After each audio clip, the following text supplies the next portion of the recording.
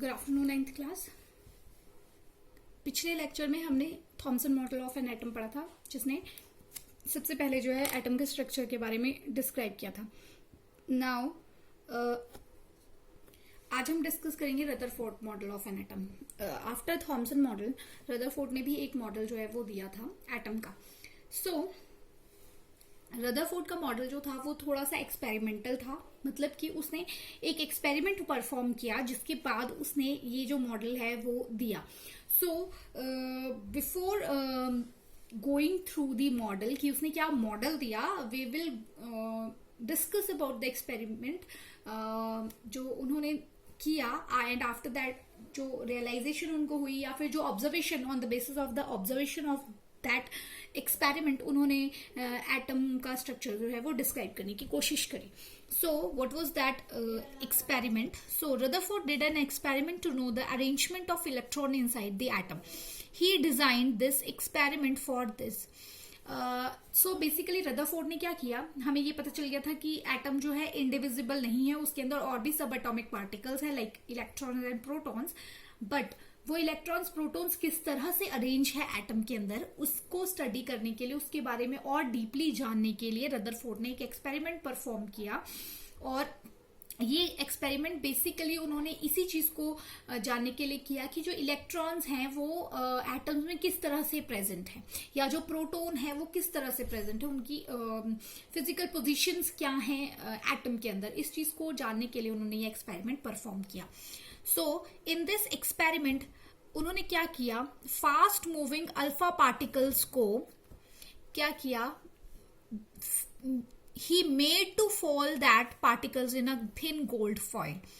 He selected a gold foil because he wanted a thin layer to as possible. This gold foil was about 1,000 atoms thick.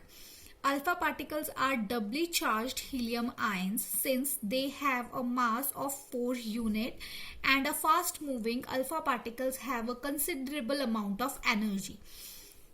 एक बार मैं आपको read करके ये चीज बता रही हूँ, उसके बाद मैं एक्सप्लेन करूंगी कि एक्चुअली क्या था।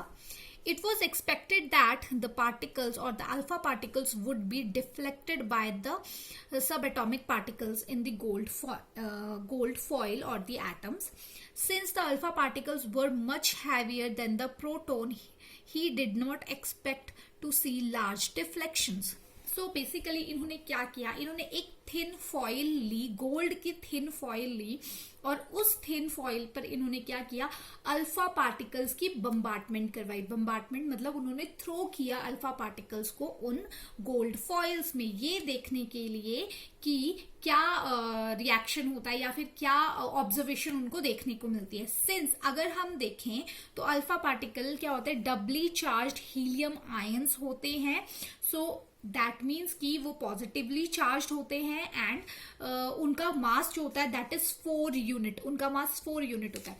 ठीक है, अब कोई भी चीज किसी और चीज से टकराएगी तो, क्योंकि सिंस उनको ये चीज था कि एटम के अंदर कोई ना कोई तो चीज है, मतलब उस चीज का कोई ना कोई मास होगा, ऑब्वियसली मास होगा, तो उन्होंने सोचा अगर मैं कोई भी एक चीज किसी और चीज से टकराएगी तो वो कोई ना कोई तो ऑब्जर्वेशन शो करेगी।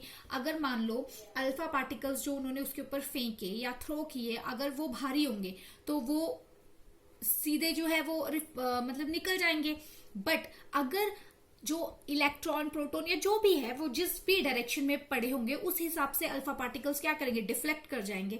आप समझ रहे हो, जैसे कि आपके आगे कोई भारी चीज पड़ी, आप उसके ऊपर कुछ थ्रो करते हो, ठीक है, तो अगर तो वो भारी चीज, जो चीज आपने थ्रो की उससे ज्यादा भारी है तो ऑब्वियसली उसको बाउंस बैक कर देगी, ठीक है, या उसको डिफ्लेक्ट कर देगी इधर उधर, वो हिलेगी नहीं अपनी जगह से। ठीक है, तो ऐसा ही कुछ उन्होंने ऑब्जर्व की थी अपने माइंड में कि अच्छा इसका रिजल्ट ये आना चाहिए। सो ये जो रिएक्शन, ये जो इन्होंने एक्सपेरिमेंट परफॉर्म किया, इसके कुछ एक ऑब्जर्वेशंस भी उन्होंने देखे। तो हम ऑब्जर्वेशन चेक करते हैं एक बार कि ऑब्जर्वेशंस क्या रही इस रिएक्शन, इस एक्सपेरिमेंट की। So these were the observations. So the first observation was most of the fast moving alpha particle passed straight through the gold foil. यानी कि बहुत सारे अल्फा पार्टिकल्स क्या थे, वो फॉइल के थ्रू स्ट्रेट ही पेनिट्रेट के मतलब निकल गए। ठीक है, तो व्हाट इट मीन्स कि मैक्सिमम जो स्पेस था एटम का वो खाली था, क्योंकि अगर भरा हुआ होता तो वो अल्फा पार्टिकल डिफ्लेक्ट करते, कुछ तो उसमें चेंजेस होते, बट वो सीधे ही निकल गए, तो मतलब क्या, खाली स्पेस है, वहां पे कुछ था नहीं, तो वो सीधे निकल गए.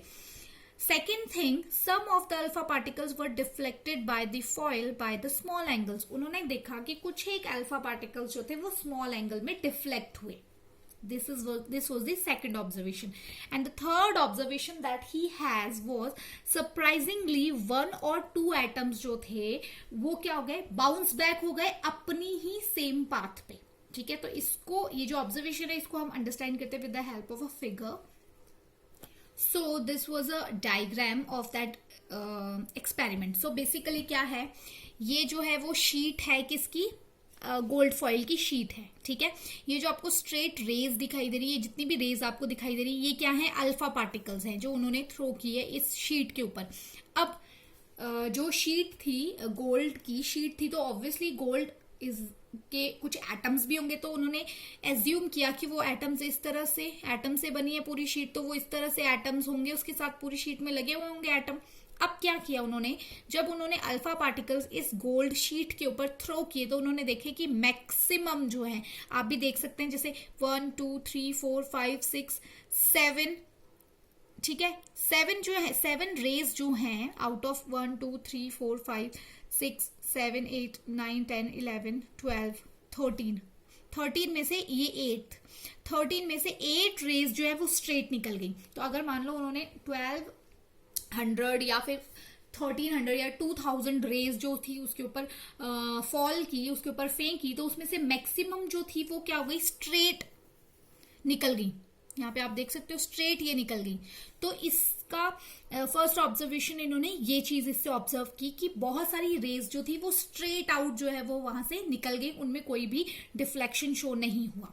सेकेंड चीज उन्होंने देखी कि कुछ एक जो रेज है वो किसी एंगल पे डिफ्लेक्ट कर रही है. फॉर एग्जाम्पल आप ये वाली रे देख सकते हो, ये वाली, ये जो है ये जा रही है ऐसे और एक एंगल पे डिफ्लेक्ट कर रही है.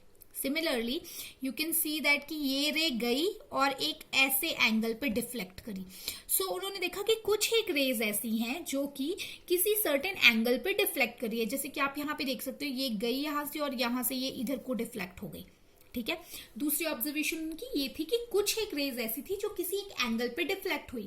थर्ड ऑब्जर्वेशन वॉज कि सिर्फ एक या दो रेज ऐसी थी जो अपने पाथ पे गई और यहीं पे वापस आ गई.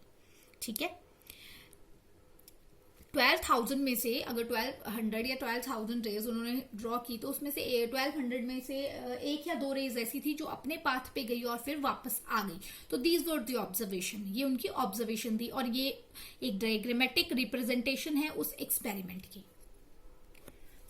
वो जो ऑब्जर्वेशन उन्होंने किया, उन ऑब्जर्वेशन के बेसिस पे क्या रीजंस उन्होंने दिए कि वो जो ऑब्जर्वेशन उनको मिली उसका कोई ना कोई तो रीजन देना पड़ेगा ना, कि अच्छा मैक्सिमम रेज क्यों चली गई होंगी स्ट्रेट. तो उनके बेसिस पे उन्होंने जो रिजल्ट निकाला रदरफोर्ड ने, वो रिजल्ट ये था.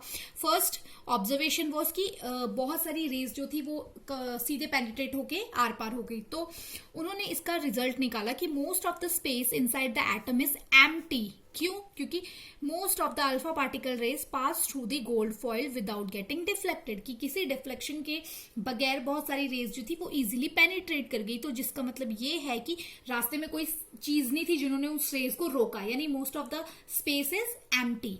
The second observation is few particles जो थे वो डिफ्लेक्ट हुए from there path, indicating that positive charge of the atom occupy very tiny space. Since deflection कब होगी, मैंने आपको ये चीज बताई थी, हीलियम क्या है, पॉजिटिवली चार्ज्ड जो है वो पार्टिकल है. ठीक है, और वो डिफ्लेक्ट कब होगा, जब वो सेम चार्ज के कांटेक्ट में आएगा, तभी वो रिपेल करेगा, तभी वो दूर को हट जाएगा. अगर सिमिलर चार्ज होते वो अट्रैक्ट करता. तो उनसे उन्हें क्या पता चला कि बहुत कम रेज ऐसी थी जो डिफ्लेक्ट हो रही थी किसी एंगल पे. इट मीन्स जो पॉजिटिव चार्ज है वो बहुत कम जगह पे प्रेजेंट है. ठीक है, एक किसी पर्टिकुलर छोटे से स्पेस में वो चार्ज जो है वो प्रेजेंट है. थर्ड चीज जो उन्होंने देखी कि a very small deflected by 180 degree, मतलब अपने पाथ पे जिस तरह से गई उसी तरह से वापस आ गई, यानी 180 डिग्री का डिफ्लेक्शन हुआ. तो बोला बहुत ज्यादा नहीं, बहुत कम चार्ज जो पार्टिकल्स रे थी वो इस तरह से डिफ्लेक्ट हुई, जो कि क्या इंडिकेट करता है कि जो भी पॉजिटिव चार्ज है जितना भी पॉजिटिव चार्ज है वो किसी एक जगह पर ही एक्यूमुलेटेड है, और जो मास है गोल्ड फॉइल का वो भी वहीं पर कंसंट्रेटेड है, ठीक है, उसी एक स्मॉल पोजीशन पे वो कंसंट्रेटेड है। तो जितनी भी 3 ऑब्जर्वेशन उन्होंने देखी उसके बेसिस पे उन्होंने ये रिजल्ट बनाया। अब on the basis of this result उन्होंने जो एटम का मॉडल दिया उसके बारे में डिस्कस करेंगे। सो आफ्टर द रिजल्ट और द ऑब्जर्वेशंस, उन्होंने जो एटम का मॉडल दिया उसमें उन्होंने कहा कि उनके एटम के मॉडल के कुछ ये पोस्टुलेट्स थे, कुछ एक पॉइंट्स थे। सो उन्होंने कहा कि there is a positively charged centre in the atom that is called nucleus, यानी उन्होंने कहा कि पॉजिटिव चार्ज जो है वो सेंटर में है, और जो सेंटर में पॉजिटिव चार्ज है उसको हम न्यूक्लियस कहते हैं उस जगह को। Nearly all the mass of the atom resides in the nucleus, और उन्होंने ये चीज बोली कि एटम का जितना भी मास है वो इसी न्यूक्लियस में लाए करता है। दूसरी चीज उन्होंने कही कि the electrons revolve around the nucleus, उन्होंने कहा कि जो इलेक्ट्रॉन है वो न्यूक्लियस के अराउंड जो है वो रिवॉल्व कर रहे हैं। उन्होंने बोला जो साइज है न्यूक्लियस का वो बहुत ज्यादा स्मॉल है, और as compare to the size of atom, कि अगर हम साइज का एटम का साइज कंपेयर करें और उसके कंपैरेटिव न्यूक्लियस का साइज देखें तो न्यूक्लियस का साइज जो है वो बहुत ज्यादा छोटा है, और उसने एक मास पे एक छोटे से प्लेस पे खुद को ऑक्यूपाई किया गया है, और सारा पॉजिटिव चार्ज जो है उस न्यूक्लियस में प्रेजेंट होता है, और जो इलेक्ट्रॉन्स हैं वो उसके अराउंड जो है वो रिवॉल्व कर रहे हैं। तो इस तरह से उन्होंने एटम का एक ये स्ट्रक्चर जो है वो प्रोवाइड किया। सिंस ये स्ट्रक्चर भी इतना एप्लीकेबल नहीं हुआ क्योंकि कुछ एक ड्रॉबैक्स थे, तो ड्रॉबैक्स करेंगे इसके। तो इस मॉडल के कुछ ड्रॉबैक्स थे। तो first drawback was कि the evolution of electron in circular orbit is not expected to be stable. Any particle in a circular orbit would undergo acceleration. During acceleration, changed particle would radiate energy. Thus, revolving electron may lose energy and finally fall into the nucleus. अब क्या बोला, जब बोला कि अगर किसी भी चीज के अराउंड, फॉर एग्जाम्पल मैं आपको एक ड्रॉ करके ये चीज बताती हूँ। सो रदरफोर्ड का जो मॉडल था दैट वाज लाइक ऐसा कुछ कि this is the structure of an atom, ठीक है।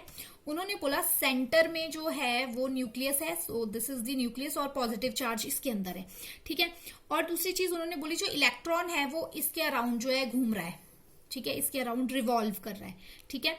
उन्होंने बोला जैसे दिस इज नॉट द, यहाँ पे ऐसी कोई लाइन नहीं है, बट उन्होंने कहा कि जो इलेक्ट्रॉन है वो इस न्यूक्लियस के अराउंड जो है वो रिवॉल्व कर रहा है। सो this is the boundary of, अब ये इलेक्ट्रॉन है और बोला ये इलेक्ट्रॉन इसके अराउंड ऐसे से घूम रहा है।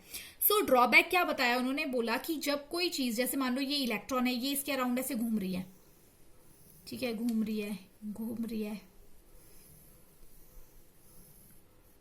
ठीक है। बोला अगर ये इलेक्ट्रॉन इस न्यूक्लियस के अराउंड इस तरह से घूम रहा है, तो ऑब्वियसली घूम रहा है तो उसमें से एनर्जी भी रेडिएट निकलेगी। तो जब ये एनर्जी रिलीज हो रही है, बार बार जितनी बार ये घूम रहा है इस तरह से तो एनर्जी रिलीज होने की वजह से क्या है, ये सेंट्रीपिटल और एक्सेलरेशन की वजह से ये क्या है, सेंटर में आ जाएगा। और जब ये सेंटर में आएगा, सिंस इलेक्ट्रॉन पॉजिटिव है, जो प्रोटॉन है वो इलेक्ट्रॉन जो है वो नेगेटिव है, और जो न्यूक्लियस है वो पॉजिटिव है। तो जब क्या होगा, ये पार्टिकल इसके अराउंड रिवॉल्व करता रहेगा और एनर्जी कॉन्टिन्यूसली रेडिएट कर रहा है, तो वो क्या होगा, धीरे धीरे वो एक दिन क्या करेगा, घूमते घूमते यहाँ पे न्यूक्लियस के बिल्कुल नजदीक आ जाएगा और न्यूक्लियस से जाके टकरा जाएगा। और अगर ऐसे टकरा जाएगा तो एटम तो डिस्ट्रॉय हो जाएगा, बट ऐसा होता नहीं है।